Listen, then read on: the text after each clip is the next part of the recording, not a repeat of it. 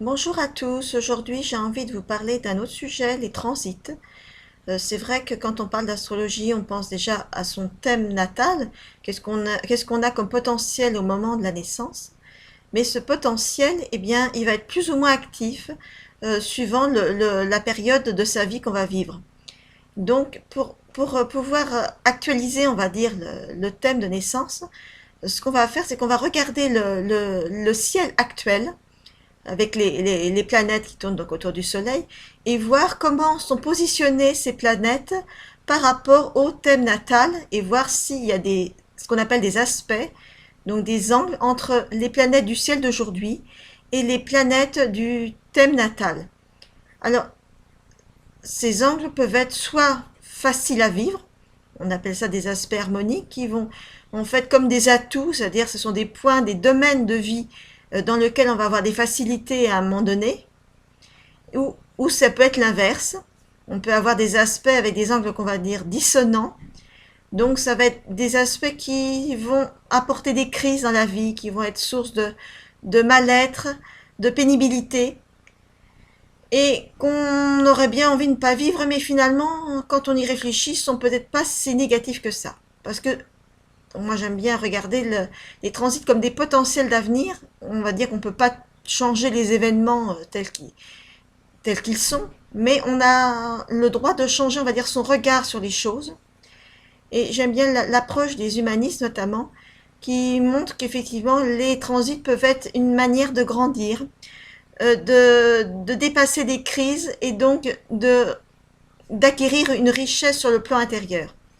Donc en fait, on peut semer un avenir différent pour le futur, parce qu'on aura analysé la situation, parce qu'on aura été dans la recherche peut-être des erreurs qu'on a pu faire dans le passé et comment on pourrait les vivre autrement. Donc finalement, les transits peuvent être un moyen de se développer intérieurement et d'avoir une vie plus pleine par la suite.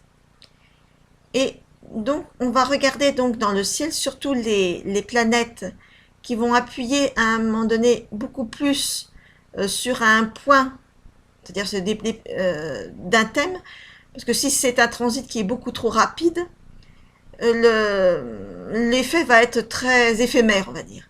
Alors que si on a un point qui est marqué pendant longtemps, eh bien ça donne effectivement, ça peut être effectivement un événement, mais ça peut être aussi une réflexion qui aura plus le temps de s'installer et de mûrir.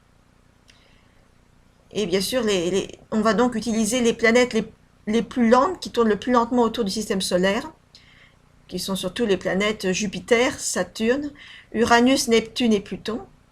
Et donc on va donc les regarder par rapport aux planètes, par rapport aux domaines de vie qu'on appelle des maisons, qui peuvent être l'argent, la vie familiale, les sentiments, ou la vie quotidienne, ou même le travail, et essayer de voir un petit peu quel domaine de vie est un petit peu actualisé. Et pour ceux qui ont envie d'aller plus loin dans leur transit, qui ont envie de comprendre peut-être un peu plus leur vie intérieure et le sens qu'ils peuvent donner à leur vie, eh bien il est possible de transiter également d'autres points, notamment obtenus par calcul et qui se servir sur le plan plus karmique, que sont les nœuds lunaires, qui sont nos directions de vie, et la lune noire, qui donc vont, en étant actualisés, donner des indications sur notre parcours de vie actuel et futur, ce qu'on pourrait avoir envie de travailler ou de comprendre dans notre vie d'aujourd'hui. Voilà pour les transits. Et bien, je vous dis à une prochaine vidéo. Au revoir.